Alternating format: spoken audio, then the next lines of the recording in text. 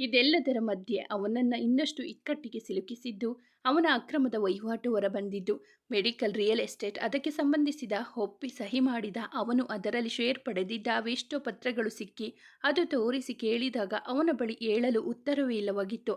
ಮಾತಾಡಿ ಉತ್ತರಿಸ್ತೀರೋ ಅಥವಾ ಬೇರೆ ಆ್ಯಕ್ಷನ್ ತಗೋಬೇಕೋ ಅಂದ ಅಧಿಕಾರಿಯೊಬ್ಬರ ಮಾತಿಗೆ ಅದೆಲ್ಲ ಬೇಡ ಬಿಡಿ, ಒಂದು ಕಾಲ್ ಮಾಡಿ ಬರ್ತೀನಿ ಮೇಲೆದ್ದು ಅಂದವನನ್ನು ಕೂರಿಸಿ ಮತ್ತೆ ಮನೆಯ ತಪಾಸಣೆ ಮುಂದುವರಿಸಿದ್ದರು. ಐಜಿಗೆ ಇದೆಲ್ಲ ಗೊತ್ತಿರಲಿಲ್ಲ. ನಾನು ಎಷ್ಟೇ ಹುಷಾರಾಗಿದ್ದರೂ ಸಿಕ್ಕಿಬಿದ್ದೆ. ಮುಂದೆ ಏನು ಮಾಡಲಿ, ಎಲ್ಲ ಆಚೆ ಬಂತು. ತಲೆ ಓಡದಂತೆ ಆಗಿತ್ತು. ಅಷ್ಟರಲ್ಲಿ ಬಂದ ಇನ್ನೊಂದು ಸುದ್ದಿ ಅವನ ಎದೆಯ ಬಡಿತವನ್ನು ಹೆಚ್ಚಿಸಿತು. ಕಡಿಮೆ ಗುಣಮಟ್ಟದ ಔಷಧಿ ತಯಾರಿಸಿ ಅದನ್ನು ಹೆಚ್ಚು ಮೊತ್ತದಲ್ಲಿ ಮಾರಾಟ ಮಾಡುವುದು. ಉದ್ಯಮಿಗಳ ಬೆನ್ನತ್ತಿ ಅವರಿಗೆ ಎದುರಿಸಿ ಬೆದರಿಸಿ ದುಡ್ಡು ವಸೂಲಿ ಮಾಡಲು ನೇಮಿಸಿದ್ದ ಜನರು, ಅವರಿಗಿದ್ದ ಸುಳ್ಳು ನಾಮಫಲಕದ ಕಂಪನಿ, ಜೊತೆಗೆ ಇತ್ತೀಚೆಗೆ ಶುರು ಮಾಡಿಕೊಂಡಿದ್ದ ಡ್ರಗ್ಸ್ ದಂಧೆ ಮಾಡಲು ಇಟ್ಟಿದ್ದ ಹುಡುಗರು ಅವರಿದ್ದ ಜಾಗ, ಕೊನೆಗೆ ಪುಡಿಗಾಸು ಕೊಟ್ಟು ತನ್ನ ಕೆಲಸ ಮಾಡಲು ಇಟ್ಟುಕೊಂಡಿದ್ದ ರೌಡಿಗಳ ಅಡ್ಡ, ಇದೆಲ್ಲದರ ಮೇಲೆ ಪೊಲೀಸ್ ಅವರು ನುಗ್ಗಿ ಹಿಡಿದು ಬಂಧಿಸಿದ್ದರು. ಅದು ತಿಳಿಯುತ್ತಿದ್ದಂತೆ ತನ್ನ ಕತೆ ಮುಗಿಯಿತು ಎಂದು ಅರಿತವ ಮುಂದೆ ಬಚಾವಾಗುವ ಯಾವ ದಾರಿ ಕಾಣದೆ ತಲೆಯ ಮೇಲೆ ಕೈ ಹೊತ್ತು ಕುಳಿತಿದ್ದ. ಅಧಿಕಾರಿಗಳ ವಿಚಾರಣೆಯಲ್ಲಿ ಸರಿಯಾಗಿ ಸಹಕರಿಸದೆ ಅವರ ಬಳಿ ಉದ್ಘಟತನ ತೋರಿಸಿದಾಗ ಅವರು ಕೋಪಗೊಂಡಿದ್ದರು. ಇದೆಲ್ಲದರ ಮಧ್ಯೆ ಸಿಕ್ಕ ಒಂದು ಪೆನ್ ಡ್ರೈವ್ ಅವನನ್ನು ಕಂಬಿಯಿಂದ ನಿಲ್ಲಿಸಲು ಮುಖ್ಯ ಪಾತ್ರ ವಹಿಸಿತು. ಅದನ್ನು ನೋಡಿದ ಅಧಿಕಾರಿಗಳು ಇಲ್ಲಿನ ಪೊಲೀಸ್ ಅಧಿಕಾರಿಗಳನ್ನು ಕರೆಸಿ ಇವರನ್ನು ಕಸ್ಟಡಿ ತಗೊಳ್ಳೋಕೆ ಹೇಳಿ ಅಂದಾಗ ಮಂತ್ರಿಯದು ಜೋರಾಗಿತ್ತು ಬಾಯಿ. ಯಾಕೆ, ಏನು, ಎತ್ತ ಕಸ್ಟಡಿ ಅಂತೆಲ್ಲ ಹೇಳಿದರೆ ಸರಿಯಿಲ್ಲ ಅಂದವನಿಗೆ ಕೊಲೆ ಮಾಡಿಸಿದವರನ್ನು ಹಾಗೆ ಬಿಡ್ತಾರಾ ಅಂದ ಅಧಿಕಾರಿಗಳ ಮಾತು ಅವನನ್ನು ನಡುಗಿಸಿತ್ತು. ಅಷ್ಟರಲ್ಲಿ ಅಲ್ಲಿಗೆ ಬಂದೇ ಬಿಟ್ಟಿತ್ತು ಪೊಲೀಸ್ ಅವರ ಜೀಪ್. ಇಳಿದು ಬಂದ ಕಾನ್ಸ್ಟೇಬಲ್ ಒಬ್ಬರು ಅಧಿಕಾರಿಗಳು ಹೇಳಿದಂತೆ ಕಸ್ಟಡಿ ತಗೊಳ್ಳೋಕೆ ನೋಡಿದಾಗ ಮಂತ್ರಿಯದ್ದು ಒಂದು ನಿರಾಕರಣೆ. ಒಪ್ಪದೆ ಅವರ ಕೆಲಸ ಮಾಡಲು ಬಿಡದೆ ಏನೇನು ಸಮಜಾಯಿಸಿಕೊಡುತ್ತಾ ಟೈಮ್ ಸರಿಸುತ್ತಾ ಅವರನ್ನು ಒಪ್ಪಿಸುವ ಪ್ರಯತ್ನ ಮಾಡುತ್ತಿದ್ದ. ಇನ್ನು ಅವನನ್ನು ಬಗ್ಗಿಸಲು ಆಗದೆ ಇದ್ದಾಗ ಅಧಿಕಾರಿಗಳ ಆದೇಶದ ಮೇರೆಗೆ ಸಂಜೆ ಸಮಯಕ್ಕೆ ಅಲ್ಲಿಗೆ ಹಾಜರಿ ಕೊಟ್ಟಿದ್ದ ವೇದಾಂತ್. IT ಅಧಿಕಾರಿಗಳು ಇದ್ದಾಗ ಅವರ ಉಸಾಬರಿಗೆ ಎಲ್ಲ ಬಿಟ್ಟರು. ಮಂತ್ರಿಯನ್ನು ತಾನೇ ಮುಂದೆ ನಿಂತು ಅರೆಸ್ಟ್ ಮಾಡಿಸಬೇಕು ಅಂತಾನೆ ಬಂದಿದ್ದವ. ವೇದಾಂತ್ನನ್ನು ಯೂನಿಫಾರ್ಮ್ನಲ್ಲಿ ನೋಡಿ ಅವನಿಗಿದ್ದ ಅಷ್ಟು ಇಷ್ಟು ಧೈರ್ಯ, ಬಂಡತನ ಎಲ್ಲ ಹುದುಗಿ ಹೋಗಿತ್ತು. ಸರ್, ಪೆನ್ ಡ್ರೈವ್ ಸಿಕ್ಕಿದೆ, ಇದರಲ್ಲಿ ಕೊಲೆ ಮಾಡಿಸಿರುವ ಮಾಹಿತಿ ಇದೆ. So take it team your custody. ಅಧಿಕಾರಿ ಒಬ್ಬರು ವೇದನ ಬಳಿ ನುಡಿದಾಗ, ವೇದಾಂತ್, ಅವತ್ತು ನಿನ್ನ ಕರೆಸಿ ಹೇಳಿದ್ದು ನಿನಗೆ ನೆನಪಿದೆ ಅಲ್ವಾ, ಹೆಲ್ಪ್ ಮಾಡು ಅಂದ ಮಂತ್ರಿ ಮಾತಿಗೆ ಇವರ ಮೇಲೆ ಕೇಸ್ ಫೈಲ್ ಆಗಿದೆ. ನಿಮ್ಮ ತನಿಖೆಯಾಗಿ ಮುಗಿದಿದ್ರೆ 2 ಮಿನಿಟ್ಸ್ ಸ್ವಲ್ಪ ಮಾತಾಡೋದಿದೆ. ನೀವು ಎಲ್ಲ ಸೀಜ್ ಮಾಡಿ, ನಾವು ನಮ್ಮ ಕೆಲಸ ಮಾಡ್ತೀವಿ.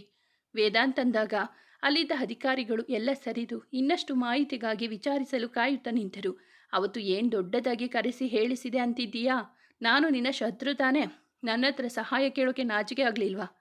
ನೀನು ಹೇಳಿದ ತಕ್ಷಣ ನಾನು ಯಾಕೆ ನಿನ್ನ ಮಾತು ಕೇಳಿ ನಿನಗೆ ಹೆಲ್ಪ್ ಮಾಡಬೇಕು? ಹೇಳಿ ಎಕ್ಸ್ ಮಿನಿಸ್ಟರ್ ಅವರೇ, ನಿಮ್ಮ ಎಲ್ಲ ವಹಿವಾಟು, ಅಕ್ರಮ ವ್ಯವಹಾರ ಎಲ್ಲವನ್ನು ಬಯಲಿಗೆ ಎಳೆದು ಬೀಳಿಸಿದ್ದು ನಾನೇ. ಇವತ್ತು ಇಷ್ಟೆಲ್ಲ ಆಗುವುದರ ಹಿಂದೆ ಇರೋ ಆ ಕಾಣದ ಕೈ ನನ್ನದೇ.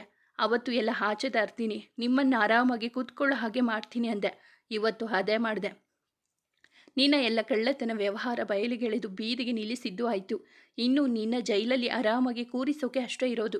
ಇಷ್ಟೆಲ್ಲ ನಿನ್ನದೇ ಕೆಲಸ ಅಂತ ಅನುಮಾನ ಇತ್ತು ನನಗೆ. ನೀನು ನನ್ನ ಜೈಲಲ್ಲಿ ಕೂರಿಸ್ತೀಯಾ? ಒಂದೇ ಒಂದು ಫೋನ್ ಕಾಲ್ ನಿಮ್ಮೆಲ್ಲರ ಈ ಕೆಲಸ ಇಲ್ಲಿಗೆ ನಿಲ್ಲಿಸಿ ನನ್ನ ಸೇಫ್ ಮಾಡುತ್ತೆ ಗೊತ್ತಾ? ಅಂಕಲ್ ಪಾಪ, ನಿಮಗೆ ಒಂದು ವಿಷಯ ಗೊತ್ತಾ? ನಿಮ್ಮ ಎಲ್ಲ ಬಂಡವಾಳ ಕರ್ಮಕಾಂಡ ಜಾಹೀರಾತುವಾಗಿ ಟಿವಿಯಲ್ಲಿ ಬ್ರೇಕಿಂಗ್ ನ್ಯೂಸಲ್ಲಿ ಬರ್ತಿದೆ. ಇನ್ನೊಂದು ಇಂಪಾರ್ಟೆಂಟ್ ವಿಷಯ, ನೀವು ನಿಮ್ಮ ಚೇಲ ರುದ್ರ ಅವನ ಕಡೆಯವರನ್ನು ಸುಟ್ಟು ಹಾಕಿಸಿ ಕೊಲೆ ಮಾಡಿಸಿದ್ದು ನಮಗೆ ತಿಳಿದಿದೆ. ಅದರ ಮೇಲೆ ಕಂಪ್ಲೇಂಟ್ ಫೈಲ್ ಆಗಿರೋದು. ಅದೆಲ್ಲ ಸುಳ್ಳ? ನಾನು ಯಾಕೆ ಅವನನ್ನು ಸಾಯಿಸಲಿ ತಡವರಿಸಿ ನುಡಿದವ. ಲೋ ಮುದಿಯಾ, ಆ ಪೆನ್ ಡ್ರೈವಲ್ಲಿ ಇರೋದು ನಿಮ್ಮ ಕೊಲೆಗಳ ಲೀಸ್ಟ್, ನಿನ್ನ ಇನ್ನೊಂದು ಮುಖ. ಅದಕ್ಕೆ ಅವರು ನಮ್ಮ ಕಸ್ಟಡಿಗೆ ಕೊಡ್ತಾ ಇರೋದು. ಇನ್ನು ಕೋರ್ಟ್ ಕೇಸ್ ಅದು ಇದು ಅಂತ ನಿನ್ನ ಆಯಸ್ಸೆಲ್ಲ ಜೈಲಲ್ಲೇ ಕಳೀತೀಯ, ರೆಡಿಯಾಗಿರು. ಸರ್, ಎಲ್ಲ ಮುಗಿದಿದ್ರೆ ನಾವು ಅರೆಸ್ಟ್ ಮಾಡೋದಾ? ಅಧಿಕಾರಿಗಳ ಕಡೆ ನೋಡುತ್ತಾ ಕೇಳಿದ ವೇದಾಂತ್. ಎಸ್ ಸರ್, ಈ is not answering any of our question. I think he must need your treatment. So please take him your custody.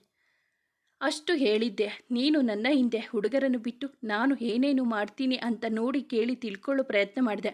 ಆದರೆ ನಾನು ನಿನ್ನ ಮನೆಯಲ್ಲೇ ನನ್ನ ಕಡೆ ಹುಡುಗನನ್ನು ಬಿಟ್ಟು ನಿನ್ನ ಎಲ್ಲ ಕೆಟ್ಟ ಕೆಲಸದ ಪ್ರತಿಯೊಂದು ಸಾಕ್ಷಿಗಳನ್ನು ತೆಗೆದುಕೊಂಡಿದ್ದೀನಿ ಅಂದಾಗ ಮಂತ್ರಿ ಮೈ ನಡುಗಿತು. ಇನ್ನು ನಿನ್ನ ಕೆಟ್ಟ ಕಾಲ ಶುರುವಾಯಿತು. ಎಂಜಾಯ್ ಮಾಡಿದ್ದು, ನಿಗರಾಡಿದ್ದು ಎಲ್ಲ ಮುಗೀತು ಅಂಕಲ್. ಬನ್ನಿ, ಕಷ್ಟ ಸುಖ ಹೇಳ್ಕೊಳ್ಳೋಕೆ ಜೈಲಲ್ಲಿ ಯಾರಾದರೂ ಸಿಗಬಹುದು ಅಂದವ ತನ್ನ ಸೈಡಲ್ಲಿ ನಿಂತಿದ್ದ ಕಾನ್ಸ್ಟೇಬಲ್ ಅವರು ನೋಡಿ, ನಮ್ಮ ಅಂಕಲ್ ಸ್ವಲ್ಪ ಹಾರ್ಟ್ ಪೇಷಂಟ್, ಹುಷಾರಾಗಿ ಅರೆಸ್ಟ್ ಮಾಡಿ ಕರ್ಕೊಂಡು ಬನ್ನಿ ಅಂದ ವೇದಾಂತ್. ಎಂದಿನಂತೆ ತನ್ನದೇ ಸ್ಟೈಲಲ್ಲಿ ತನ್ನ ಒಂದು ಕೈ ಕಿಸೆಯಲ್ಲಿ ಇದ್ದರೆ ಇನ್ನೊಂದು ಕೈ ಮೀಸೆ ಮೇಲೆ ನೀವುತ್ತಿತ್ತು. ಮಂತ್ರಿಯನ್ನು ಬನ್ನಿ ಸರ್ ಅಂದಾಗ ಮಿಸುಕಾಡದೆ ನೋಡಿ, ಎಲ್ಲರೂ ತಪ್ಪು ಮಾಡುತ್ತಿದ್ದೀರಾ ಅನ್ನಲು, ಸರ್ ನೀವೆಲ್ಲ ಸೀಜ್ ಮಾಡಿ ಹೊರಗಡೆ ಇರೋರು ಅರೆಸ್ಟ್ ಆಗಿದ್ದಾರೆ, ಇರೋದು ಇವರಷ್ಟೇ ಅಂದ ವೇದಾಂತ್. ಕಾನ್ಸ್ಟೇಬಲ್ ಬಂದರೆ ಮರ್ಯಾದೆಯಿಂದ ಕರ್ಕೊಂಡು ಬನ್ನಿ, ಬಂದಿಲ್ಲ ಅಂದರೆ ಬೇಡಿ ಯಾಕೆ ಎಳೆದುಕೊಂಡು ಬನ್ನಿ. ಇಷ್ಟು ನುಡಿದಾಗ ಮುಲಾಜು ಇಲ್ಲದೆ ಅವನನ್ನು ಎಳೆದುಕೊಂಡೇ ಹೋಗಿದ್ದರು. ಕಣ್ಣಿಗೆ ತನ್ನ ತಂಪು ಕನ್ನಡಕ ಹಾಕಿಕೊಂಡು ಗಂಭೀರವಾಗಿ ನಡೆಯುತ್ತಾ ಮುಂದೆ ನಡೆದ ವೇದಾಂತ್. ಮಂತ್ರಿಯ ಸೊಕ್ಕು ಮುರಿದು ಅವನನ್ನು ಬಂಧಿಸಿ ತಾನು ಗೆದ್ದಿದ್ದ. ಎಷ್ಟೇ ಕಂತ್ರಿ ಕೆಲಸ ಗೊತ್ತಿಲ್ಲದಂತೆ ಮಾಡಿ ತಲೆಮರೆಸಿಕೊಂಡು ಓಡಾಡುತ್ತಿದ್ದವನು ಇಂದು ವೇದಾಂತ್ ಮುಂದೆ ಸೋಲೊಪ್ಪಿದ. ಕಾರಾಗೃಹದ ಅತಿಥಿಯಾಗಿದ್ದ ವೇದಾಂತ್ ಹೊರಗೆ ಹೋಗುತ್ತಿದ್ದಂತೆ ಅವನನ್ನು ಮುತ್ತಿಕೊಂಡಿದ್ದು ಮೀಡಿಯಾ. ಎಲ್ಲ ಬ್ರೇಕಿಂಗ್ ನ್ಯೂಸ್ಗಾಗಿ ಅವನನ್ನು ಒಂದರ ಮೇಲೊಂದು ಪ್ರಶ್ನೆ ಕೇಳಲು ನಿಂತರು. ಯಾವ ಆಸ್ತಿ ಪತ್ರಕ್ಕೂ ಮಾಹಿತಿ ಇಲ್ಲ, ಅದೆಲ್ಲ IT ಅಧಿಕಾರಿಗಳಲ್ಲಿ ಕೇಳಿ ನಿಮಗೆ ಹೇಳ್ತಾರೆ. ಇನ್ನು ನಾವು ಬಂದಿದ್ದು ಯಾವುದೋ ಕೇಸ್ ಮೇಲೆ, ಅಲ್ಲದೆ ಅದನ್ನು ಈಗಲೇನು ಹೇಳೋಕೆ ಆಗಲ್ಲ ಅಂತ ಅಂದವ. ಇನ್ನು ಮುಂದೆ ಹೊಸ ಹೊಸ ವಿಷಯಗಳು ಸಿಗುತ್ತೆ, ಎಲ್ಲ ಕ್ಲಿಯರ್ ಆದಮೇಲೆ ಹೇಳ್ತೀವಿ, ವೆಯ್ಟ್ ಮಾಡಿ ಅಂದು ತನ್ನ ಸರ್ಕಾರಿ ಕಾರ್ ಏರಿ ಕುಳಿತಿದ್ದ. ಇಡೀ ಮನೆ ಲಾಕ್ ಆಗಿ ಸೀಜಾಯಿತು. ಮನೆ ಮುಂದೆ ಯಾವಾಗಲೂ ನಿಲ್ಲುತ್ತಿದ್ದ ರೌಡಿ ಎಲ್ಲರನ್ನೂ ಬಂಧಿಸಿದ್ದು ಆಯಿತು. ಕಳ್ಳತನದಲ್ಲಿ ಕೂಡಿಟ್ಟಿದ್ದ ಆಸ್ತಿಯಲ್ಲ ಅಧಿಕಾರಿಗಳು ಜಪ್ತಿ ಮಾಡಿದ್ದರು. ಅವನು ಎಲ್ಲ ಅಕ್ರಮ ವ್ಯವಹಾರಕ್ಕೆ ತೆರೆ ಬಿದ್ದಿತ್ತು. ತಲೆ ತೆಗೆಸಿ ಕುಳಿತವನಿಗೆ ಭಾರಿ ಮುಖಭಂಗ ಆಗಿತ್ತು. ಮುಂದೆ ದಿಕ್ಕೆ ತೋಚದಂತೆ. ಈಗ ಅವನ ಪಾರ್ಟಿ ಕಡೆಯವರು ಯಾರಾದರೂ ಬಚಾವ್ ಮಾಡಿಸಬೇಕಷ್ಟೆ, ಇಲ್ಲದಿದ್ದರೆ ಜೈಲ್ ಗ್ಯಾರಂಟಿ. ಮುಖದಲ್ಲಿ ಗೆಲುವಿನ ನಗೆ ಹೊತ್ತು ಕುಳಿತವನು ನೋಟ ಹೊರಗಿತ್ತು. ಅವನ ಫೋನ್ ರಿಂಗ್ ಆಗಿದೆ. ಸರ್ ಅನ್ನುತ್ತಾ ಪಿಕ್ ಮಾಡಿ ಮಾತನಾಡಿದ ವೇದಾಂತ್. ಎಲ್ಲ ನಾವು ಅಂದುಕೊಂಡಂತೆ ಆಯಿತು ಸರ್, ಕಸ್ಟಡಿ ತಗೊಂಡಿದ್ದೀವಿ, ಎಲ್ಲದರ ತನಿಖೆ ಆಗ್ತಿದೆ. ನಾನು ಬರ್ತೀನಿ ಅಂದ ಕಮಿಷನರ್ ಮಾತಿಗೆ ಓಕೆ ಸರ್ ಅಂದು ಮಾತಾಡಿ ಮುಗಿಸಿದ. ಅವನು ಇಷ್ಟೆಲ್ಲ ಗೆಲುವಿಗೆ ಹಿಂದೆ ನಿಂತು ಸಹಕರಿಸಿದ್ದು ಅವರೇ ಅಲ್ಲವಾ? ಮನೆಯಲ್ಲಿ ಬೆಳಿಗ್ಗೆ ಎದ್ದವರಿಂದ ಪ್ರತಿಯೊಬ್ಬರು ಕೇಳಿದ ಮಾತೊಂದೇ, ವೇದ ಎಲ್ಲಿ, ಬೆಳಿಗ್ಗೆಯೇ ಎಲ್ಲಿಗೆ ಹೋದ ಅಂತ. ಏನೋ ಕೆಲಸ ಅಂತೆ, ಅದಕ್ಕೆ ಹೋಗಿದ್ದಾರೆ ಅನ್ನುತ್ತಾ ಸಮಯ ಸರಿಸಿದಳು ಹುಡುಗಿ. ಮಧ್ಯಾಹ್ನ ಮಿನಿಸ್ಟರ್ಗಳು, ಕೆಲವು ಅಧಿಕಾರಿಗಳು, ಉದ್ಯಮಿಗಳ ಮನೆ ಮೇಲೆ IT ದಾಳಿಯಾಗಿದೆ ಅಂತ ನ್ಯೂಸಲ್ಲಿ ತೋರಿಸುತ್ತಾ ಇರುವಾಗ ಮನೆಯವರಲ್ಲಿ ಅನುಮಾನ ಮೂಡಿತು. ಸಂಜೆ ಸಮೀಪಿಸಿದ ಹಾಗೆ ಮಿನಿಸ್ಟರ್ ಕಡೆಯ ಪ್ರತಿಯೊಂದು ಅಕ್ರಮದ ಕೆಲಸ ಬಯಲಿಗೆಳೆದು ಎಲ್ಲರನ್ನು ಬಂಧಿಸಿದ್ದು ಟಿವಿಯಲ್ಲಿ ನೋಡುತ್ತಾ ಇದ್ದವರು, ಖುಷಿ ಎಲ್ಲಮ್ಮನಿನ ಗಂಡ ಏನೋ ಗನಂದಾರಿ ಕೆಲಸ ಮಾಡೋಕೆ ಹೋಗಿದ್ದಾನೆ ಅನ್ಸುತ್ತೆ ಅಂದರು ಶರತ್. ವೇದ ಕೆಲಸ ಬಿಟ್ಟು ಮನೆಯಲ್ಲಿ ಇದ್ದಾನೆ, ಮತ್ತೆ ಅವನು ಪೊಲೀಸ್ ಡ್ಯೂಟಿಗೆ ಹೋಗಲ್ಲ ಅಂತಾನೆ ಅಂದುಕೊಂಡಿದ್ದರು. ಆದರೆ ಇಂದು ಅವನಿಲ್ಲದ್ದು, ಇಷ್ಟೆಲ್ಲ ಅಕ್ರಮ ಬಯಲಿಗೆ ಬಂದಿದ್ದು ಅವರಲ್ಲಿ ಅನುಮಾನ ಮೂಡಿಸಿತ್ತು. ಅವಳೇನು ಹೇಳದೇ ಇದ್ದಾಗ ಟಿವಿಯಲ್ಲಿಯೇ ಬಂದಿದ್ದ ಅವರೆಲ್ಲರ ಮುದ್ದು ಮಗ ಮಿನಿಸ್ಟರ್ ಬಂಧಿಸಿ ಮೀಡಿಯಾ ಮುಂದೆ ಮಾತನಾಡಿದಾಗ ಅವನನ್ನು ನೋಡಿಯೇ ಎಲ್ಲರೂ ಖುಷಿ ಕಡೆ ಪ್ರಶ್ನಾರ್ಥಕವಾಗಿ ನೋಡಿದರು. ಅವನು ಕೆಲಸ ಬಿಟ್ಟಿಲ್ವಾ ಅಂದರು ಹರಿಶ್ಚಂದ್ರ ವೇದನ ದೊಡ್ಡಪ್ಪ. ಇಲ್ಲ ಮಾವ, ರಜೆ ಹಾಕಿದ್ರು ಅಷ್ಟೆ. ಯಾಕೆ, ನಿಂಗೆ ಅಷ್ಟೆಲ್ಲ ಆಗಿದ್ದು ಅವನಿಗೆ ಸಾಕೋಗೋದಿಲ್ವಂತ? ಇನ್ನೂ ಆ ಡ್ಯೂಟಿ ಬೇಕಾ? ಗದರಿಕೆ ಇತ್ತು ಅವರ ಧ್ವನಿಯಲ್ಲಿ. ಮಾವ, ಅವರು ತುಂಬ ಇಷ್ಟಪಟ್ಟ ಕೆಲಸ ಇದು, ಅದನ್ನು ಬಿಡೋದು ತುಂಬ ಕಷ್ಟ ಆಗುತ್ತೆ ಅವರಿಗೆ. ನೀನು ಸಾಯೋ ಅಂಥದವರೆಗೂ ತಗೊಂಡು ಹೋಗಿದ್ದು ಇದೇ ಕೆಲಸ. ಅವತ್ತು ನೀನು ಉಳಿದಿದ್ದು ಅವನ ಪುಣ್ಯ. ಅದು ಕಷ್ಟ ಅಲ್ವಾ ಅವನಿಗೆ? ಅವತ್ತು ಅಳ್ತಾ ಕೂತ್ಕೊಂಡಿದ್ದು ಎಲ್ಲ ಮರೆತು ಮತ್ತೆ ಹೋಗಿದ್ದಾನ? ಯಾವುದು ಮರೆತಿಲ್ಲ ಮಾವ. ಅವರು ಅವತ್ತೇ ಕೆಲಸ ಬಿಡ್ತೀನಿ ಅಂದಾಗ ನಾನೇ ಬೇಡ ಅಂದೆ. ಎಲ್ಲರೂ ಅವಳನ್ನು ನೋಡುತ್ತಾ ನಿಂತಾಗ ನಾನು ಈ ಕೆಲಸದಿಂದ ಅವರ ಪ್ರಾಣಕ್ಕೆ ಏನಾದರೂ ಅಪಾಯ ಆದರೆ ಅಂತ ಭಯದಲ್ಲೇ ಕೆಲಸ ಬಿಡಿ ಅಂದೆ. ಆದರೆ ಅವರ ಶಕ್ತಿ, ಸಾಮರ್ಥ್ಯ, ಅವರ ನಿಷ್ಠೆ, ಅವರ ಕೆಲಸ ಪ್ರೇಮ ನನಗೆ ತಿಳಿಯಲೇ ಇಲ್ಲ. ಅವರ ಕೆಲಸದ ಮೇಲೆ ಇಟ್ಟಿರೋ ಅವರ ಪ್ರೀತಿ ಅರ್ಥ ಆಗೋಕೆ ಟೈಮ್ ತಗೊಂಡೆ. ತುಂಬ ನೊಂದ್ಕೊಳ್ತಾರೆ ಮಾವ. ಕೆಲಸ ಬೇಡ ಅಂದರೆ ಅವರಿಗೆ ಆ ನೋವು ಕೊಟ್ಟು ಅವರು ಮಂಕಾಗಿ ಇದ್ದರೆ ನನಗೆ ನೋಡೋಕೆ ಆಗಲ್ಲ ಮಾವ. ನನಗೆ ಅಷ್ಟೇ ಅಲ್ಲ, ಮನೆಯಲ್ಲಿ ಯಾರಿಗೂ ಅವರು ಸಪ್ಪಗೆ ಇದ್ದರೆ ನೋಡಿ ತಡ್ಕೊಳ್ಳೋಕೆ ಆಗೋದಿಲ್ಲ. ಅವರು ಈ ಕೆಲಸದಲ್ಲಿ ಇದ್ರೇ ಅವರು ಖುಷಿಯಾಗಿ ಇರ್ತಾರೆ ಅಂತ ನಾನೇ ಅವರನ್ನು ಕೆಲಸ ಬಿಡೋದು ಬೇಡ ಅಂತ ಒಪ್ಪಿಸಿದೆ. ಅಂದರೆ ನೀವೇ ಎಲ್ಲ ತೀರ್ಮಾನ ಮಾಡುವಾಗ ನಾವು ಯಾಕೆ ಅನ್ನೋ ಥರನಾ? ರೀ, ಅವಳು ಹೇಳ್ತಿರೋದು ಸರಿ ಇದೆ. ಖುಷಿ ಹಾಸ್ಪಿಟಲ್ನಲ್ಲಿ ಇದ್ದಾಗಲೇ ಕೆಲಸ ಬಿಡ್ತೀನಿ ಅಂದ ನಮ್ಮ ವೇದ. ಆದರೆ ಅವನ ಕಣ್ಣಲ್ಲಿದ್ದ ಆ ನೋವು ನಮಗೆ ಕಣ್ಣೀರು ತರಿಸಿತ್ತು. ಇನ್ನು ಕೆಲಸ ಬಿಟ್ಟು ಮನೆಯಲ್ಲಿ ಇರೋದೇ ಆದರೆ ಅವನನ್ನು ನೋಡೋಕೆ ಆಗಲ್ಲ. ಕುಸುಮ ಅವರು ಕಣ್ಣು ತುಂಬಿ ನುಡಿದರು. ಹೌದು ಬಾವ, ವೇದ ಕೆಲಸ ಅದೆಷ್ಟು ಪ್ರೀತಿ ಮಾಡ್ತಾನೆ ನಿಮಗೂ ಗೊತ್ತು. ನಾನು ಗೊತ್ತಿದ್ದರೂ ಬಿಡೋಕೆ ಹೇಳಿ ನೋವು ಕೊಡ್ತಿದ್ದೆ. ನನ್ನ ಮಗನ ಧೈರ್ಯ, ಜಾಣತನ ಎಲ್ಲರಿಗೂ ಬರಲ್ಲ. ಅವನಂಥ ಅಧಿಕಾರಿ ಇದ್ದರೆ ಇಂಥ ಮನೆ ಮುರುಕರಿಗೆಲ್ಲ ಭಯ ಇರುತ್ತೆ. ಅಹಲ್ಯ ಅವರು ಮಗನ ಕೆಲಸದ ಬಗ್ಗೆ ಮೊದಲ ಬಾರಿಗೆ ಮೆಚ್ಚಿ ನುಡಿದಿದ್ದರು. ಹೌದು ಹರಿ, ನನ್ನ ಮೊಮ್ಮಗ ಸಿಂಹದ ಥರ ಗರ್ಜಿಸುತ್ತಾ ಇದ್ರೇನೆ ಚಂದ. ಅವನನ್ನು ಆ ಯೂನಿಫಾರ್ಮಲ್ಲಿ ಆ ಶಿಸ್ತು ಗಂಭೀರದಲ್ಲಿ ನೋಡೋದೇ ಒಂದು ಖುಷಿ. ಅವನ ಹೆಂಡತಿನೇ ಒಪ್ಪಿ ಹೋಗೋಕೆ ಹೇಳಿರುವಾಗ ನಿನ್ನದೇನೋ ಮನೆಯ ಇಡೀ ಜೀವವೇ ಹೇಳಿದ ಮೇಲೆ ಅವರೆಲ್ಲ ಒಪ್ಪಲೇಬೇಕಾಯ್ತು. ಅಪ್ಪ, ಆಗಿದ್ದ ತೊಂದರೆನೇ ಸಾಕಾಗಿದೆ, ಮತ್ತೆ ಏನಾದರೂ ಆದ್ರೆ ಅಂತ. ಮಾವ, ಅವರ ವಿರುದ್ಧ ನಿಂತಿದ್ದ ರೌಡಿ ಸಾವಾಗಿದೆ. ಇನ್ನು ಈ ಮಂತ್ರಿಯನ್ನು ಅರೆಸ್ಟ್ ಮಾಡಿದ್ದಾರೆ. ಇನ್ನು ದೊಡ್ಡ ದೊಡ್ಡ ವಿರೋಧಿಗಳು ಯಾರಿಲ್ಲ ಅವರಿಗೆ. ಅಂತೂ ಗಂಡನ ಪರ ನಿಂತು ಅವನ ಕೆಲಸ ಉಳಿಸಿಕೊಳ್ಳುವ ಹಂತಕ್ಕೆ ನೀನು ಬಂದ್ಯಾ? ಈ ಮನೆಯಲ್ಲಿ ಅವನ ವಿರುದ್ಧ ಏನಾದರೂ ಹೇಳಿದರೆ ಇವರಷ್ಟೇ ಹೆಂಗಸರ ಕಡೆ ತೋರಿಸುತ್ತಾ ಇದ್ರು ಅಂದ್ಕೊಂಡೆ. ಈಗ ನೀನು ಸೇರಿದೆ ನೋಡು. ಸರಿ ಸರಿ, ನೀವೆಲ್ಲ ಹೇಳಿದ ಮೇಲೆ ನಮಗೆ ಇನ್ನೇನು ಹೇಳೋಕೆ ಇದೆ. ಅವನ ಇಷ್ಟದಂತೆ ಹೋಗಲಿ ಬಿಡಿ ಅಂದಾಗ ಎಲ್ಲರೂ ನಿರಾಳ ಆದರು. ಮಾವರೆಲ್ಲ ಒಪ್ಪಿದ್ದ ಖುಷಿಗೂ ಖುಷಿಯಾಗಿತ್ತು.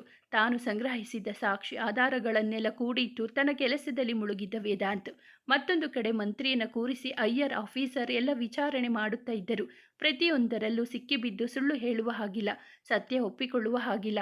ಅಂತೂ ಬಿಸಿ ಕೆಂಡದ ಮೇಲೆ ಕುಳಿತಂತೆ ಚಡಪಡಿಸುತ್ತಿದ್ದ ಮಾಜಿ ಮಂತ್ರಿ, ನಾಳೆಗೆ ತುಂಬ ಕೆಲಸ ಇದೆ. ಇವಾಗ ಇದೆಲ್ಲ ಕೇಸ್ ಬಗ್ಗೆ ನೋಡಿದ್ದು ಆಯಿತು.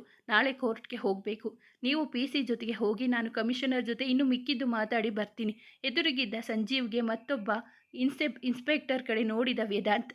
ಎಸ್ ಸರ್ ಅಂದವರೇ ಅವನು ಕೊಟ್ಟ ಫೈಲ್ ಹಿಡಿದು ಸ್ಯಾಲ್ಯೂಟ್ ಮಾಡಿ ಹೊರಗೆ ನಡೆದರು. ಉಫ್, ಅಂತೂ ಅರ್ಧ ಕೆಲಸ ಆಯಿತು. ತನ್ನ ಕೈಗೆ ಕಟ್ಟಿದ್ದ ವಾಚ್ ನೋಡಿಕೊಂಡವನೇ, ಅಯ್ಯೋ ಟೈಮ್ ನೋಡೇ ಇಲ್ಲ, ಆಗಲೇ ಕತ್ತಲಾಗುತ್ತಾ ಬಂತು. ಬೆಳಗ್ಗೆ ಮನೆ ಬಿಟ್ಟವ, ಅದಕ್ಕೆ ಅಲ್ವ ನನ್ನ ಬಂಗಾರಿ ಮುನಿಸಿಕೊಳ್ಳೋದು. ಮಾರ್ನಿಂಗ್ನಿಂದ ಒಂದು ಕಾಲ್ ಮಾಡೋಕ್ಕೂ ಆಗಿಲ್ಲ ಅಚ್ಚೆ ಅಂದುಕೊಂಡವನೇ, ಇನ್ನು ಮಿಕ್ಕಿದ್ದು ನಾಳೆ ನೋಡಿಕೊಂಡ್ರೆ ಆಯಿತು. ಇವಾಗ ಮನೆಗೆ ಹೋಗೋಣ ಅಂತ ಸ್ವಗತ ನುಡಿದುಕೊಳ್ಳುತ್ತಾ ಅಲ್ಲಿಂದ ಎದ್ದು ಹೊರಗೆ ನಡೆದಿದ್ದ. ಕಮಿಷನರ್ ಜೊತೆ ಒಂದಿಷ್ಟು ಮಾತಾಡಿ ಅಲ್ಲಿಂದ ಮನೆಗೆ ನಡೆದಾಗ ಕತ್ತಲಾವರಿಸಿತ್ತು. ಸುತ್ತಲೂ ಕತ್ತಲಾವರಿಸಿತ್ತು. ಹುಣ್ಣಿಮೆ ಚಂದಿರನ ಬೆಳಕಿನ ನಡುವೆ ಅವನ ಬೈಕ್ ಗುಡುಗುಡು ಸದ್ದು ಮಾಡುತ್ತಾ ಹೋಗುತ್ತಿತ್ತು. ಮನೆ ಮುಂದೆ ಬಂದು ನಿಂತಾಗ ಎಂದಿನಂತೆ ಲೇಟ್ ನೈಟ್. ಮನೆಯಲ್ಲಿ ಹೇಗೋ ಏನೋ ಅಂದುಕೊಳ್ಳುತ್ತಲೇ ಒಳಗೆ ನಡೆದವನನ್ನು ಸ್ವಾಗತಿಸಲು ಮನೆಯವರೆಲ್ಲ ಎದ್ದು ಕುಳಿತಿದ್ದರು. ಅಜ್ಜ ಅಪ್ಪಂದಿರ ಗಂಭೀರ ಮುಖ ನೋಡಿದವನೇ ಎಲ್ಲರನ್ನ ನೋಡಿ ತನ್ನ ಕ್ಯಾಪ್ ತೆಗೆದು ಟೇಬಲ್ ಮೇಲೆ ಇಟ್ಟು ಹಿಂದಕ್ಕೆ ಕೈಕಟ್ಟಿ ನಿಂತ. ಎಲ್ಲರನ್ನೂ ಅವನ ನೋಡುತ್ತಿದ್ದರು. ಯಾರೊಬ್ಬರು ಮಾತನಾಡಲಿಲ್ಲ. ಡೈನಿಂಗ್ ಟೇಬಲ್ ಬಳಿ ನಿಂತಿದ್ದ ತನ್ನ ಅಮ್ಮಂದಿರು ಹೆಂಡತಿ ಕಡೆ ನೋಡುತ್ತಾ, ಏನೆಲ್ಲ ಹೀಗೆ ನೋಡ್ತಿದ್ದೀರಾ? ಕೇಳಿ, ನಿಮ್ಮ ಪ್ರಶ್ನೆಗಳು ಏನೇನು? ನಿಮ್ಮ ಬೈಗುಳೆಲ್ಲ ಸ್ಟಾರ್ಟ್ ಆಗಲಿ. ಸಿದ್ಧನಾಗಿ ಬಂದಿದ್ದ ವೇದ. ಏನು ಬೈಯೋದು, ಕೇಳೋದು, ಹೇಳೋದೆಲ್ಲ ಆಗಲೇ ಮುಗಿದಿದೆ. ಹೋಗು, ಸುಸ್ತಾಗಿರ್ತೀಯ. ಸ್ನಾನ ಮಾಡಿ ಬಂದು ಊಟ ಮಾಡು. ನಿನ್ನ ಹೆಂಡತಿ ಆಗ್ಲಿಂದ ಕಾಯ್ತಿದ್ದಾಳೆ. ಅವನ ದೊಡ್ಡಪ್ಪರು ನುಡಿದರು. ಏನೂ ಕೇಳೋದಿಲ್ವಾ? ಆಶ್ಚರ್ಯದಿಂದ ಕೇಳಿದ ವೇದ. ವೇದ, ನಮ್ಮ ಪ್ರಶ್ನೆಗಳಿಗೆಲ್ಲ ಸಂಜೆ ನಿನ್ನ ಹೆಂಡತಿ ಕಡೆಯಿಂದ ಉತ್ತರ ಸಿಕ್ಕಿದೆ. ಈಗ ನಮ್ಮದೇನೂ ಇಲ್ಲ. ನೀವು ಹೊಂದಿಕೊಂಡು ಖುಷಿಯಿಂದ ಇದ್ದರೆ ನಮಗೆ ಅಷ್ಟೇ ಸಾಕು. ಹೆಂಡತಿ ಕಡೆ ನೋಡಲು ಕಣ್ಣಿನಲ್ಲಿ ಅವನ ಮಾತು ಅರ್ಥ ಮಾಡಿಕೊಂಡ ಹುಡುಗಿ ಒಮ್ಮೆ ರೆಪ್ಪೆ ಮಿಟುಕಿಸಿ ತಿಳಿಯಾಗಿ ನಕ್ಕಳು. ಅವನಿಗೆ ಅರ್ಥವಾಗಿತ್ತು, ಎಲ್ಲರೂ ಸಮಾಧಾನವಾಗಿ ಒಪ್ಪಿದ್ದಾರೆ ಅಂತ. ಏನೊಂದು ಮಾತನಾಡದೆ ಖುಷಿಯಿಂದ ಕ್ಯಾಪ್ ಹಿಡಿದು ಮೇಲೆ ನಡೆದ. ಅವನಿಂದೆ ಖುಷಿಯು ಹೆಜ್ಜೆ ಹಾಕಿದಳು. ಮೇಲೆ ಹೋಗಿ ನಿಂತವನೇ ಎಲ್ಲರೆಡೆ ನೋಡುತ್ತಾ ಥ್ಯಾಂಕ್ ಯು ಆಲ್ ಅಂದಿದ್ದ ಜೋರಾಗಿ. ಹೋಗೋ ಅಂದ.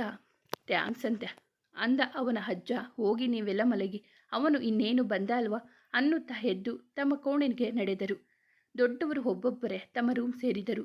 ಏನೋ ಬಂಗಾರಿ ಇದು, ಒಬ್ಬರು ಒಂದು ಮಾತು ಕೇಳದೆ ಸುಮ್ಮನೆ ಇದ್ದಾರೆ ಎಲ್ಲ. ಮತ್ತೆ ನಾನು ಈ ಕೆಲಸಕ್ಕೆ ಹೋಗೋದು ಒಪ್ಪಿರೋದೇ ಆಶ್ಚರ್ಯ ಆಗ್ತಿದೆ ಅಂದ ವೇದ ತನ್ನ ರೂಮ್ ಸೇರುತ್ತಾ. ಮತ್ತೆ ಎಲ್ಲ ಒಪ್ಪಲೇಬೇಕು. ಮಾತಾಡಿ ಒಪ್ಪಿಸಿದ್ದು ಯಾರು ಹೇಳಿ? ಖುಷಿಯಿಂದ ಕೇಳಿದಳು ಖುಷಿ. ಯಾರು ಗೊತ್ತಿಲ್ಲದಂತೆ ಕೇಳಿದನು. ಮಿಸಸ್ ಖುಷಿ ವೇದಾಂತ್. ಬರೀ DCP ಮಾತಷ್ಟೇ ಕೇಳೋದಿಲ್ಲ, ಅವರ ಹೆಂಡತಿ ಮಾತನ್ನು ಕೇಳ್ತಾರೆ ಸರ್. ಹೌದಾ ಮೇಡಮ್? ಅಂತೂ ನನಗೆ ಮನೆಯವರಿಂದ ಬೈಗುಳ ಕೇಳೋದು ತಪ್ಪಿಸಿದ್ದೀಯಾ? ಈ ಖುಷಿಗೆ ನಿಮಗೆ ಏನಾದರೂ ಗಿಫ್ಟ್ ಕೊಡಬೇಕು ಅನ್ನಿಸ್ತಿದೆ ಮೇಡಮ್, ಕೊಡಬಹುದಾ? ಹೌದಾ, ಕೊಡಿ ಕೊಡಿ, ಒಳ್ಳೆ ಕಾಸ್ಟ್ಲಿ ಗಿಫ್ಟ್ ಕೊಡಿ ಹಾಗಾದರೆ. ತನ್ನ ಕೈ ಮುಂದೆ ಚಾಚಿ ನುಡಿದಳು ಹುಡುಗಿ. ಅವಳ ಕೈಗಳನ್ನು ತನ್ನ ವಶಕ್ಕೆ ತೆಗೆದುಕೊಂಡು ತುಟಿಗಳ ಮೇಲೆ ತುಟಿ ಒತ್ತಿದ ವೇದ. ಅವನ ವರಸೆಗೆ ಕಣ್ಣರಳಿಸಿದ ಖುಷಿ ಅವನ ಮೋಡಿಗೆ ಕರಗಿದಳು. ಇದೆ ನಮ್ಮ ಗಿಫ್ಟ್, ಹೇಗಿದೆ ಮೇಡಮ್ ಅಂದಿದ್ದ ತುಂಟತನದಲ್ಲಿ ನಕ್ಕು. ಥೂ, ಹೋಗಿ ನೀವು, ನಿಮ್ಮ ಗಿಫ್ಟ್ ಚೆನ್ನಾಗಿಲ್ಲ ಅಂದವಳ ತೀರ ಸಮೀಪ ನಿಂತು. ಚೆನ್ನಾಗಿಲ್ಲ ಅಂದರೆ ಬೇಡ ಮೇಡಮ್, ವಾಪಸ್ಸು ತಗೊಳ್ತೀನಿ ಬಿಡು, ಇದ್ದಕ್ಕಿಂತ ತುಂಬ ಕಾಸ್ಟ್ಲಿ ಗಿಫ್ಟ್ ಕೊಡ್ತೀನಿ ಹಾಗಾದರೆ ಅನ್ನುತ್ತಾ ಅವಳೆಡೆ ಬಾಗಿದಾಗ ಅವನನ್ನು ಹಿಂದಕ್ಕೆ ತಳ್ಳುತ್ತಾ, ನಿಮ್ಮ ಬುದ್ಧಿವಂತಿಕೆ ನನಗೆ ತಿಳಿದಿದೆ DCP ಸಾಹೇಬ್ರೆ, ಈಗ ಮೊದಲು ಫ್ರೆಶ್ ಆಗಿ ಬನ್ನಿ, ನನಗೆ ಹೊಟ್ಟೆ ಹಸೀತಿದೆ, ಊಟ ಮಾಡೋಣ ಅಂದವಳ ಮಾತಿಗೆ. ಅಚ್ಚು ಬಂಗಾರಿ, ನನ್ನ ಕಾಯಬೇಡಮ್ಮ, ನೀನು ಊಟ ಮಾಡಿ ಮುಗಿಸು. ಅವಳ ಮುಖ ಬೊಗಸೆಯಲ್ಲಿ ಹಿಡಿದು ನೋಡಿದ. ನೀವು ಯಾವಾಗ ಬರ್ತೀರೋ ನಾನು ಆಗಲೇ ಊಟ ಮಾಡೋದು. ಮತ್ತೆ ಇನ್ಮೇಲೆ ನನ್ನ ಕಾಯುವಿಕೆ ಪ್ರಾರಂಭವಾಯಿತು ನೋಡಿ. ನುಡಿದವಳ ಕೈಗಳು ಅವನ ಎದೆ ಮೇಲಿನ ರೋಮವನ್ನು ಸುರುಳಿ ಸುತ್ತಿಕೊಂಡು ಆಟ ಆಡುತ್ತಿದ್ದವು. ಸಾರಿ ಬಂಗಾರಿ, ನನ್ನ ಕೆಲಸ ಆಗಿದೆ ಅಂದವ. 5 ಮಿನಿಟ್ಸ್ ಬೇಗ ಬರ್ತೀನಿ ಇರು ಅಂದು ಬಾತ್ರೂಮ್ ಸೇರಿದ. ಅವರಿಬ್ಬರ ಊಟದ ಸಮಯದಲ್ಲಿ ಅವನನ್ನು ಸುತ್ತುವರೆದಿದ್ದ ಅವನ ಅಣ್ಣ ತಮ್ಮಂದಿರು ಎಲ್ಲ ಅವನ ಕೆಲಸದ ಬಗ್ಗೆ ಪ್ರಶ್ನೆ ಕೇಳುತ್ತಿದ್ದರು. ಹೇ ಬಿಡ್ರೋ, ಅವನನ್ನು ನೆಮ್ಮದಿಯಾಗಿ ಊಟ ಮಾಡೋಕೆ ಬಿಡಿ ಅಂತ ಹೇಳುತ್ತಾ ಬಂದ ಬಿಂದು ಎಲ್ಲರನ್ನು ಚಿಕ್ಕದಾಗಿ ಗದರಿದಳು. ಅಣ್ಣ, ಇನ್ಮೇಲೆ ನೀನಂತೂ ಫುಲ್ ಬ್ಯುಸಿ ಅಲ್ವಾ ಅಂದ ಶಶಾಂಕ್ ಮಾತಿಗೆ ಹೂಗುಟ್ಟುತ್ತಾ. ವಸಂತ್ ಮಲಗಿದ್ನ ಅಂದಿದ್ದ ಇನ್ನೊಬ್ಬ ತಮ್ಮ ಕಾಣದಿದ್ದಾಗ. ಅಲ್ಲಿ ನೋಡು ಅಂದ ಶಶಾಂಕ್ ಮುಖ ಊದಿಸಿಕೊಂಡು. ಸೋಫಾ ಕಡೆ ಕೈ ಮಾಡಿ ತೋರಿಸಿದ್ದ. ಸೋಫಾ ಮೇಲೆ ಕಾಲು ಚಾಚಿಕೊಂಡು ಮಲಗಿದ್ದ ವಸಂತ್ ಫೋನ್ನಲ್ಲಿ ಮುಳುಗಿದ್ದ. ಹುಡುಗಿ ಸಿಕ್ಕಿದಾಗಿನಿಂದ ಫೋನ್ಗೆ ಫೆವಿಕಲ್ ಹಾಕಿ ಅಂಟಿಕೊಂಡಿದ್ದಾನೆ. ನನ್ನ ಜೊತೆ ಸರಿಯಾಗಿ ಮಾತಾಡೋಕ್ಕೂ ಸಿಕ್ಕಿಲ್ಲ ಅಂತ ಶಶಾಂಕ್ ಮುಖ ಇಳೆಬಿಟ್ಟು ಅವನ ರೀತಿಗೆ ಎಲ್ಲ ನಗುತ್ತಾ ಕುಳಿತಿದ್ದರು. ಬೇಸರ ಪಾಪ ನಮ್ಮ ಹುಡುಗನಿಗೆ. ನಿನಗೂ ಸಿಗ್ತಾಳೆ ಬಿಡೋ, ನಿನಗೂ ಒಂದು ಹುಡುಕಿ ಹುಡುಕೋಣ ಪಾಪ. ಅವನೇನು ಲವ್ವಲ್ಲಿ ಬಿದ್ದಿದ್ದಾನೆ, ಖುಷಿಯಾಗಿ ಇರಲಿ, ನೀನು ಹೋಗಿ ಮಲ್ಕೋ ಅಂದ ವೇದ ನಗುತ್ತಾ. ಎಲ್ಲ ಜೋಡಿಗಳು ಮಧ್ಯ ನಾನೊಬ್ಬ ಸಿಂಗಲ್ ಆಗಿದ್ದೀನಿ, ಫೀಲ್ ಆಗುತ್ತೆ ಅಣ್ಣ. ಹೇ ಹೋಗೋ, ಇವಾಗ ತಾನೇ ಓದು ಮುಗಿದಿರೋದು. ಮೊದಲು ಏನಾದರೂ ಕೆಲಸ ಮಾಡಿ ನಿನ್ನ ಕಾಲ ಮೇಲೆ ನಿಂತ್ಕೋ, ಆಮೇಲೆ ಜೋಡಿ ಸಿಗ್ತಾರೆ ಅಂದ ರಿಷಿ ತುತ್ತು ಬಾಯಿಗಿಡುತ್ತಾ. ಹೌದೌದು, ನೀನು ಒಂದು ರೆಸ್ಟೋರೆಂಟ್ ಓಪನ್ ಮಾಡಪ್ಪ, ಹುಡುಗಿ ಬೇಗ ಸಿಗ್ತಾಳೆ. ಇವನು ಮಾಡಿದ್ದು ಅದೇ ಅಲ್ವಾ ಅಂದ ಕಾರ್ತಿ ನಗುತ್ತಾ. ಪಾಪ ಪೂರ್ಣೆಯತ್ತಿಗೆ ಇವನ ಬಗ್ಗೆ ತಿಳಿಯದೆ ಇವನಿಗೆ ಬಿದ್ದು ಬಿಟ್ರು. ಇಲ್ಲದಿದ್ದರೆ ಇವಾಗಲೂ ಇವನು ಸಿಂಗಲ್ ಆಗೇ ಇರ್ತಿದ್ದ ಅಂದ ಶಶಾಂಕ್. ಮಾತಿಗೆ ಎಲ್ಲರದ್ದು ಜೋರಾದ ನಗು. ಬಾಯಿ ಮುಚ್ಕೊಂಡು ಹೋಗಿ ಬಿದ್ಕೋ ಅಂದ ರಿಷಿ ಮುಖ ಊದಿಸಿಕೊಂಡು. ಇದ್ದಿದ್ದು ಹೇಳಿದ್ರೆ ಹೀಗೆ ಅಲ್ವಾ ಕೋಪ ಬರೋದು ಅಂದ ಶ್ರವಣ್. ಮಾತಿಗೆ ಎಲ್ಲರ ನಗು ಹೆಚ್ಚಾಗಿತ್ತು. ಅವರೆಲ್ಲರ ಮಾತಿನ ನಡುವೆ ವೇದ ಖುಷಿ ಜೊತೆ ಹಾಸ್ಪಿಟಲ್ನಿಂದ ಲೇಟಾಗಿ ಬಂದ ಶ್ರವಣ್ ರಿಷಿ ಊಟ ಮಾಡಿ ಮುಗಿಸಿದ್ದರು. ತಮ್ಮಂದಿರ ಜೊತೆ ಒಂದಿಷ್ಟು ಮಾತಾಡಿ ಕೋಣೆ ಸೇರಿದ ವೇದ. ಅಲ್ಲಿ ಅವಳು ಚಂದಿರನ ಹಾಲ್ ಬೆಳಕಿಗೆ ಮೈಯೊಡ್ಡಿ ನಿಂತಿದ್ದಳು, ಆಗಸವನ್ನೇ ನೋಡುತ್ತಾ. ನಿಮ್ಮಿಬ್ಬರ ನಡುವೆ ಏನಾದರೂ ಸಂಭಾಷಣೆ ನಡೆಯುತ್ತಿದೆಯಾ ಅಂದ ಅವಳನ್ನು ನೋಡುತ್ತಾ ಹಿಂದಿನಿಂದ ಬಳಸಿ. ಹೌದು, ತುಂಬ ಮಾತುಕತೆ ನಡೀತಿದೆ. ಓಹೋ, ಏನಂತ ಆ ಚಂದ್ರನದ್ದು? ನನ್ನ ತುಂಬ ಪ್ರೀತಿ ಮಾಡ್ತಾನಂತೆ, ನನ್ನ ಜೊತೆಗೆ ಇರ್ತಾನಂತೆ, ಬಂದು ನನ್ನ ಕರ್ಕೊಂಡು ಹೋಗ್ತಾನಂತೆ. ಅಬ್ಬಾ, ಅಷ್ಟೊಂದು ಧೈರ್ಯ ಇದೆ ಅವನಿಗೆ. ಬಂಗಾರಿ, ಅದಕ್ಕೆ ನೀನು ಏನು ಹೇಳಿದೆ? ನೀನು ಬರಬೇಡ, ನನಗೆ ನೀನು ಇಷ್ಟ ಇಲ್ಲ, ನನಗೆ ನನ್ನ ಈ ಮುದ್ದು ವೇದನೆ ಸಾಕು ಅಂದೆ. ಕರೆಕ್ಟ್ ಅಲ್ವಾ ನಾನು ಹೇಳಿರೋದು? ಕರೆಕ್ಟ್. ನನ್ನ ಹೆಂಡತಿ ಎಷ್ಟೇ ಆದರೂ ಜಾಣೆ ಅಲ್ವಾ, ಕರೆಕ್ಟ್ ಆಗಿಯೇ ಹೇಳ್ತಾಳೆ. ಅವಳ ನೀಳ ಬೆನ್ನಿಗೆ ಮುತ್ತಿಟ್ಟು ನುಡಿದಾಗ.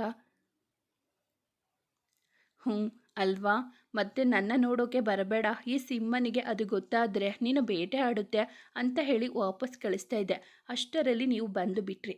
ಮತ್ತೆ ನನ್ನ ಹೆಂಡತಿ ತಂಟಿಗೆ ಬಂದರೆ ಸುಮ್ಮನೆ ಬಿಡೋಕೆ ಆಗುತ್ತಾ?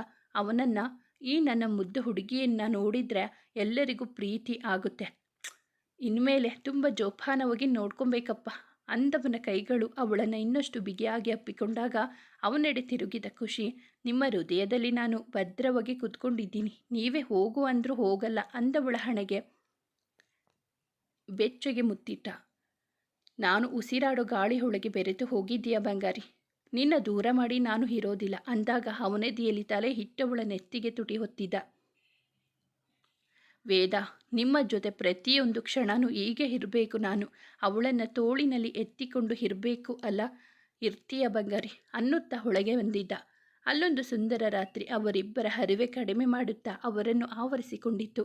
ಹುಣ್ಣಿಮೆಯ ಚಂದ್ರನೇ ನಾಚುವಂತೆ ತನ್ನವಳನ್ನು ಮುದ್ದಿಸುವ ಕೆಲಸ ಕೈಗೆತ್ತಿಕೊಂಡಿದ್ದ ವೇದ. ಅವನ ಬಾಹುಗಳಲ್ಲಿ ಮಂಜಿನಂತೆ ಕರಗಿದಳು ಖುಷಿ. ದಿನಗಳು ಯಾರ ಅಪ್ಪಣೆ ಇಲ್ಲದೆ ಸಾಗುತ್ತಿತ್ತು. ವೇದ ಅಂತೂ 2 ತಿಂಗಳಿಂದ ಕೆಲಸದಲ್ಲಿ ದೂರ ಇದ್ದಿದ್ದು ಸಾಕು ಅನ್ನುವಂತೆ ತನ್ನ ಕೆಲಸವನ್ನು ಮೈ ಮೇಲೆ ಎಳೆದುಕೊಂಡಿದ್ದ. ಕೇಸ್, ಕೋರ್ಟ್, ಸಾಕ್ಷಿಗಳು ಇವುಗಳೇ ಅವನ ಸುತ್ತ ತುಂಬಿಕೊಂಡಿದ್ದವು. ಮಂತ್ರಿಗೆ ಅವನ ಕಡೆಯವರು ಬೇಲ್ ಕೊಡಿಸುವ ವ್ಯವಸ್ಥೆ ಮಾಡಿದ್ದರು. ಅವನಿಗೆ ಬೇಲ್ ಸಿಗೋದು ಅಷ್ಟು ಕಷ್ಟವಾಗಿಲ್ಲವಾದರೂ ಅವನ ಮೇಲಿದ್ದ ಆರೋಪಗಳು ಕೋರ್ಟಲ್ಲಿ ಸಾಬೀತಾದರೆ ಶಿಕ್ಷೆ ಗ್ಯಾರಂಟಿ. ಅದಕ್ಕಾಗಿ ತನ್ನ ಮೇಲಿನ ಆರೋಪ ತಳ್ಳಿ ಹಾಕುವ ಕೆಲಸ ಮಾಡುತ್ತಿದ್ದ. ಅದು ಅಸಾಧ್ಯವಾಗಿತ್ತು. ಅವನ ಜೊತೆ ಕೈ ಜೋಡಿಸಿದ್ದ ವ್ಯಕ್ತಿಗಳು, ಪಾರ್ಟಿ ಮೆಂಬರ್ ಎಲ್ಲ ಅವನಿಗೆ ಒಂದಿಷ್ಟು ಚೀಮಾರಿ ಹಾಕಿ ದೂರ ಇಟ್ಟಾಗ ತೆಪ್ಪಗೆ 2 ದಿನಕ್ಕೊಮ್ಮೆ ಕೋರ್ಟ್ ಕಡೆ ಹೋಗುತ್ತಿದ್ದ. ಸಂಜು ತನ್ನ ಹೆಂಡತಿ ಜೊತೆ ವೇದ ಮದುವೆಯಲ್ಲಿ ಗಿಫ್ಟಾಗಿ ಕೊಟ್ಟಿದ್ದ ಫ್ಲಾಟಲ್ಲಿ ವಾಸ ಮಾಡುತ್ತಿದ್ದ. ಇಬ್ಬರ ಪ್ರೀತಿಯು ಮುದ್ದಾಗಿ ಸಾಗಿತ್ತು. ರಿಯಾ ಹೆರಿಗೆ ದಿನಗಳು ಇನ್ನೇನು ಸಮೀಪಿಸಿತ್ತು. ಶ್ರವಣ್ ಹೋಗಿ ಹೆಂಡತಿ ಜೊತೆ 2 ದಿನಗಳು ಇದ್ದು ಬರುತ್ತಿದ್ದ. ಸ್ವತಃ ಡಾಕ್ಟರ್ ಆದವನಿಗೆ ಅವಳ ಕಾಳಜಿಯ ಅರಿವಿದೆ. ಅವಳನ್ನು ತುಂಬ ಜೋಪಾನವಾಗಿ ನೋಡಿಕೊಳ್ಳುತ್ತಿದ್ದ. ಈಗ ಖುಷಿ ವೇದನ ಅಷ್ಟೇ ಬ್ಯುಸಿಯಾಗಿದ್ದಾಳೆ. ಅವಳ ಕನಸಿನ ಸಂಸ್ಥೆ ಪ್ರಾರಂಭವಾಗಿ ಒಂದೊಂದೇ ಸಮಾಜ ಕಾರ್ಯೋನ್ಮುಖಿ ಕೆಲಸಗಳು ಸಾಗುತ್ತಿತ್ತು. ಅವಳ ಆಸ್ತೆ ಇದ್ದಿದ್ದು ಕೈಲಾಗದ ಬಡವರಿಗೆ ಸಹಾಯ ಮಾಡೋದು. ಅದು ನೆರವೇರುತ್ತಿತ್ತು. ಬಡವರಿಗೆ, ನಿರ್ಗತಿಕರಿಗೆ ಅವಳ ಸಂಸ್ಥೆ ಅಡಿಯಿಂದ ಅನ್ನ ಬಟ್ಟೆ ವ್ಯವಸ್ಥೆ ಅಷ್ಟೇ ಅಲ್ಲ, ನೊಂದ ಹೆಣ್ಣು ಮಕ್ಕಳಿಗೆ ಸಂಸ್ಥೆ ಅಡಿಯಲ್ಲಿ ಸಣ್ಣ ಪುಟ್ಟ ಕುಶಲ ಕೈಗಾರಿಕೆಗಳು ಸ್ಥಾಪಿಸಿ ಆಗಿದ್ದವು.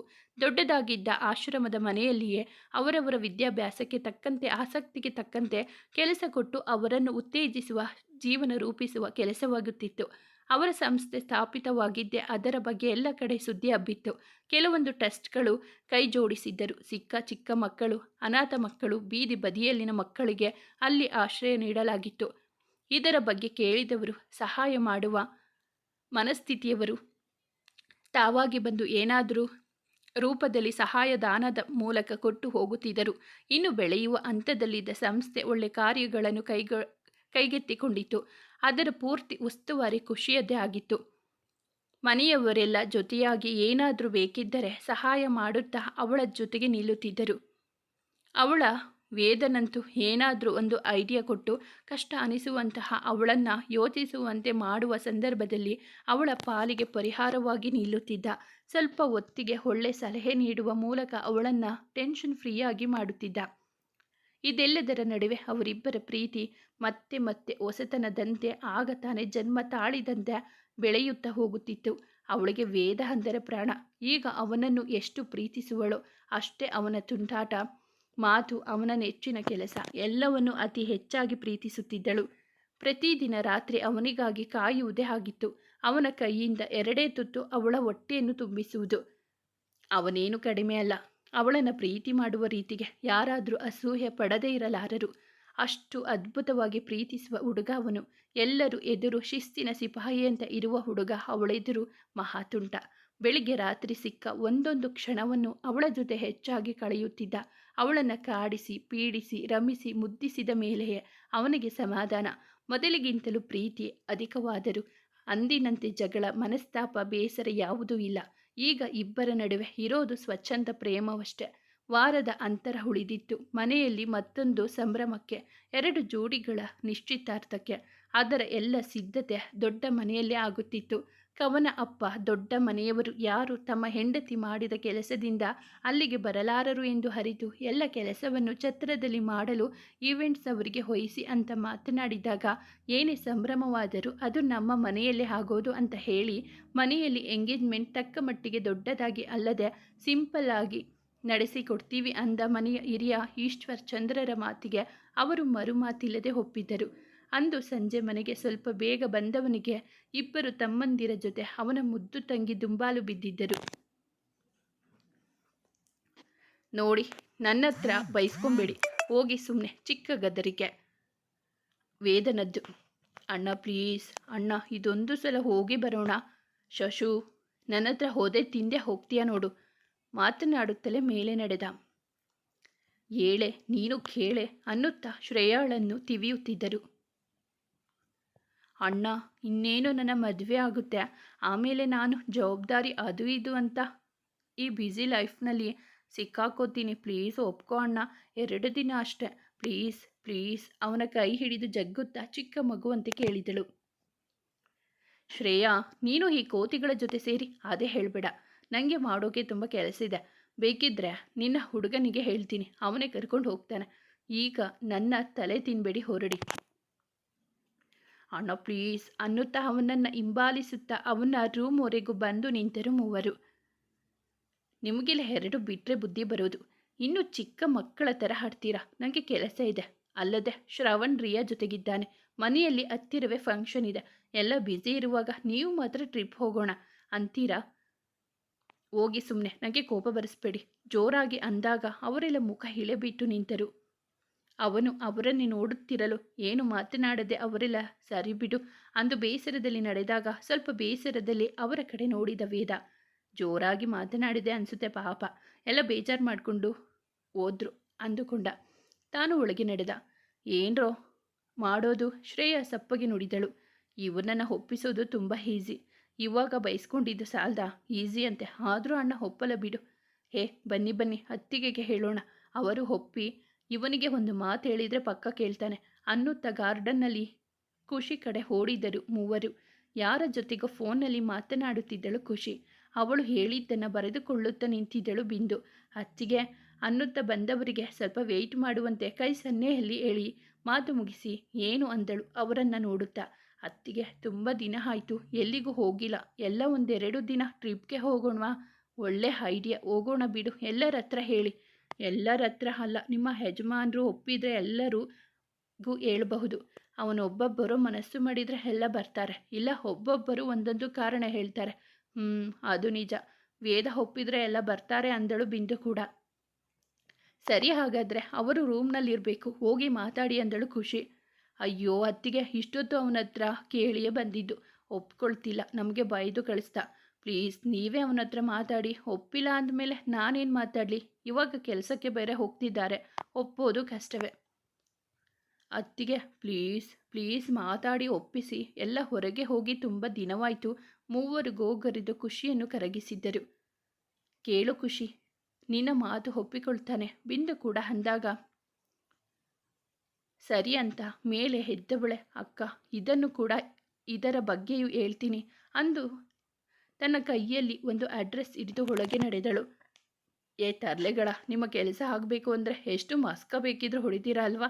ಅತ್ತಿಗೆ ನೀವು ರಕ್ಷಿತಣ್ಣ ಬಂದ ಮೇಲೆ ಅವರ ಹತ್ರ ಮಾತಾಡಿ ಒಪ್ಪಿಸಿ ಅಂದಾಗ ಅವರನ್ನು ಒಪ್ಪಿಸೋದು ಸುಲಭ ಕಣ್ರು ಅನ್ನುತ್ತಾ ಮಾತಿಗೆ ಕುಳಿತರು ಎಲ್ಲ. ರೂಮ್ನಲ್ಲಿ ಲ್ಯಾಪ್ಟಾಪ್ ಹಿಡಿದು ಏನು ನೋಡುತ್ತಿದ್ದ ವೇದ.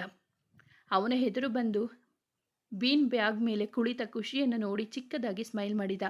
ನಿಮ್ಮ ಹತ್ರ ಮಾತಾಡಬೇಕು, ಸ್ವಲ್ಪ ಫ್ರೀ ಮಾಡ್ಕೊಳ್ಳಿ. ಅಂದವನ ತನ್ನ ಲ್ಯಾಪ್ಟಾಪ್ ಬದಿಗಿಟ್ಟು ಹೇಳೋ ಬಂಗಾರಿ, ಏನು ಹೇಳಬೇಕು ಅಂದಿದ್ದ. ಮುಂದುವರಿಯುವುದು. ಸ್ನೇಹಿತರೆ, ಈ ಕತೆ ನಿಮಗೆ ಇಷ್ಟವಾಗಿದ್ದರೆ ದಯವಿಟ್ಟು ಒಂದು ಲೈಕ್ ಮಾಡಿ, ನಮ್ಮ ಚಾನಲನ್ನು ಸಬ್ಸ್ಕ್ರೈಬ್ ಆಗಿ, ಪಕ್ಕದಲ್ಲಿರುವ ಬೆಲ್ ಬಟನ್ ಕ್ಲಿಕ್ ಮಾಡಿ. ನಿಮ್ಮ ಫ್ರೆಂಡ್ಸ್ ಆ್ಯಂಡ್ ಫ್ಯಾಮಿಲಿಗೆ ಈ ಕಥೆಯನ್ನು ಶೇರ್ ಮಾಡಿ. ನಿಮ್ಮ ಅನಿಸಿಕೆ ಅಭಿಪ್ರಾಯವನ್ನು ಕಾಮೆಂಟಲ್ಲಿ ತಿಳಿಸಿ. ಕಥೆಯನ್ನು ಕೇಳಿದ್ದಕ್ಕಾಗಿ ಧನ್ಯವಾದಗಳು.